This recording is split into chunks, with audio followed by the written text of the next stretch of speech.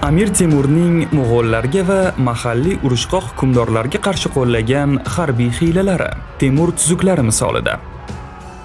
14-asrning 50-60-yillari milliy tariximizning eng og'riqli kechmishlaridan biridir.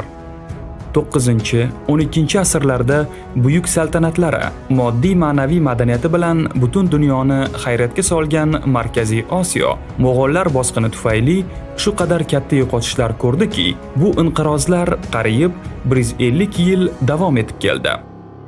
Ilgarigi buyuk davlatchilik beshigi bo'lgan va uning markazi bo'lgan muazzam shaharlar vayronaga aylantirilgan, kutubxonalar yoqilgan, irrigatsiya inshootlari buzilgan, hunarmandchilik, savdo, barcha hayot jabhalari kasodga uchragandi. Bu davrda Mo'g'ollar va mahalliy bosh-boshdoq, tarqoq, bir-biri bilan tinimsiz urushlar olib boradigan, xalqning sho'rini quritadigan hokimlarning zo'ravonligi avjiga chiqqan edi. Mana shu og'ir damlarda ona vatanimizdagi adolatsizlik va zulmga qarshi maydonga sohibqiron Amir Temur kirib keladi. Uning g'alabalariga o'zi tomonidan ishlab chiqilgan hayratga sazovor harbiy hiyla, strategiya va taktikalar bosh omil bo'lib xizmat qilgan. U hatto Qarshi qal'asini zabt etishda 243 kishi bilan 12 ming otliq askarni yenggandi. U agar bu dushmanlarga to'g'ridan-to'g'ri qilich yalang'ochlab chiqaverganda, bu darajaga yetishi amri mahol edi. Amir Temur faoliyatining boshidanoq dushmanlarga psixologik hujum qilishni odat qilib oladi. Xususan, Ilyos Xo'ja Movarounnahrga 30 ming qo'shin bilan yurishni boshlab yuborgan davrda Amir Temur Ilyos Xo'jada qo'shinining ko'pligi haqida tasavvur uyg'otish va dushmanni psixologik jihatdan qo'rqitish, iloji boricha ularni mamlakatdan katta urushlarsiz chiqarib yuborish choralarini ko'ra boshlaydi. U bu borada quyidagicha harbiy hiyla ishlab chiqqan. Tasarrufida 30 ming qo'shini bo'lgan Ilyos Xo'ja qo'shini qarshisidagi ko'prik boshiga o'zining 2 ming otliq askarini joylashtiradi va Amir Temurning o'zi 5 ming otliq bilan daryodan o'tib, Ilyos Xo'ja lashkari tepasidagi toqqa chiqib o'rnashib oladi va kechasi bilan o'z askarlariga ko'p joylardan gulxan yoqib, olov va tutun bilan vahima soladi. Bu hiyla dushman qo'shiniga qattiq ta'sir qiladi. Ular Amir Temur juda ko'p qo'shin bilan qarshi hujumga kiradi deb o'ylaydi. Ruhan tushkunlik va qo'rqinch iskanjasida qoladi. Ular vahima bilan g'aflatda yotganda, Amir Temur tun panasida 4 tomondan ularning ustiga hamla qiladi. Jeta lashkari o'zini yig'ib, qo'shinini tartibga keltirguncha, bahodir yigitlar ularni to'zitib tashlaydi. Amir Temur bo'lib o'tgan birinchi katta jangda Ilyos Xo'ja lashkarini yengib, undan keyin dushman qarorgohini qurshab olgan. Vaqti bilan ularga hujum qilib, tinkasini quritgani tufayli dushman daryodan o'tib qaytib keta boshlaydi. Shu tariqa ularning hujumi sindiriladi. Amir Temur mana shu jangda g'alabani qo'lga kiritadi.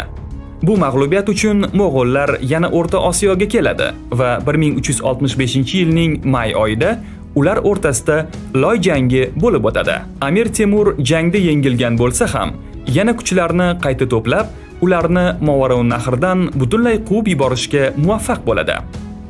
Endi Amir Temurning oldida o'ziga bino qo'ygan boshqa amirlardan ham o'zini ulug'roq bilayotgan amirlarni itoat ettirib, bo'ysundirishga e'tibor qaratadi. O'sha paytda Amir Bayon Sulduzning o'g'li Amir Shayx Muhammad o'zini ulug' amir deb hisoblardi. Amir Temur uning ko'nglini topib, o'z tomoniga og'dirib oldi. 7 qo'shinga boshliq atab, o'ziga mute va mulozim qildi. Mazkur qo'shinlarning amirlaridan har qaysisiga viloyat in'om etdi. O'sha davrda Amir Boyazid Jaloyir Xo'jand viloyatining hokimi edi. Amir Temur qancha u bilan do'stlashishga harakat qilsa ham, uning do'stligini qabul qilmadi. Alal oqibatda Amir Temur shunday hiyla ishlatdiki, Amir Boyazid Jaloyirga o'z ulusining odamlari qarshi chiqib, Amir Temur huzuriga uni kishanlab keltirganlar. Amir Temur unga iltifot ko'rsatgan va o'zining hamkoriga aylantirgan. Amir Temurga qarshi isyon tug'ini ko'targan Nayman urug'idan bo'lgan Shibirg'onot viloyatini bosib olgan, o'z davrining kuchli sarkardasiga boshqa viloyat berib, o'ziga sodiq navkar qilib olgan.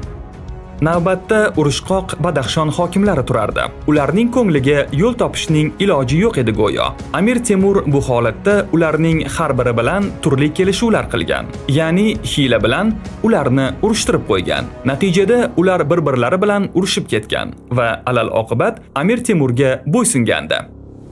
Kayxusrav Xuttalon viloyatini, O'ljaytu Apardi Arxang viloyatini tasarruflarida tutardilar. Shu paytda Amir Temur nozik taktik siyosat yuritadi. Amir Temur Kayxusravga O'ljaytu Apardining viloyatini bosib olishi uchun madad jo'natadi. U borib O'ljaytuning viloyatini zabt etadi. Oqibatda O'ljaytu Amir Temur huzuriga keladi va unga bo'ysunadi. Bu amirlar ichida Amir Xizr Yasuriy ham katta salohiyat va kuchga ega bo'lib, uni bo'ysundirish ham Amir Temurga oson bo'lmagan. Amir Temur ilgaritdan biri-biri bilan yovlashib kelayotgan Kayxusrav bilan O'ljaytu Apardiyni o'zaro yarashtirgan. Bularga yordamchi kuch yo'sinida bir to'da kishi qo'shilgan. Ikkovlari birlashib Yasuriylarga hujum qilib, uni yengganlar. Amir Xizr Yasuriy ojiz qolib, Amir Temur huzuriga kelgan va u ham Amir Temurning xizmatiga kirgan. Amir Temurning qudrati kundan kunga kuchayib borayotganini ko'rgan Amir Husayn Amir Temurning kuchayib ketishidan xavfsiraydi va hiyla-nayrang bilan Qarshi qal'asini uning tasarrufidan olib qo'yadi.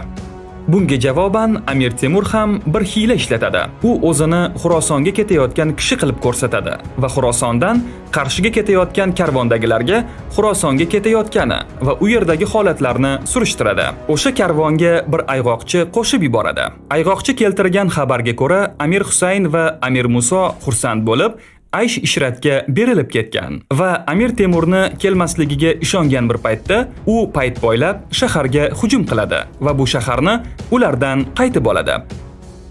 Amir Temurning bir o'zi tunda Qarshi shahrining xandaqidagi Tarnov orqali o'tadi. Uning osonli qo'shini karnay va burg'ularni chalib, odamlarni vahimaga tushiradi va osongina shaharni egallaydi.